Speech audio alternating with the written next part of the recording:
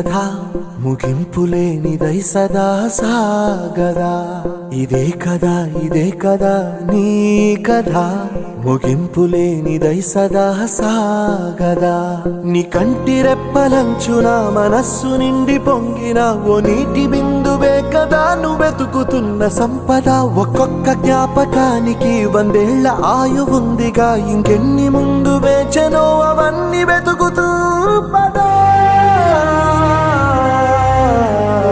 మనుష్యులందు నీ కథ మహర్షిలాగా సాగదా.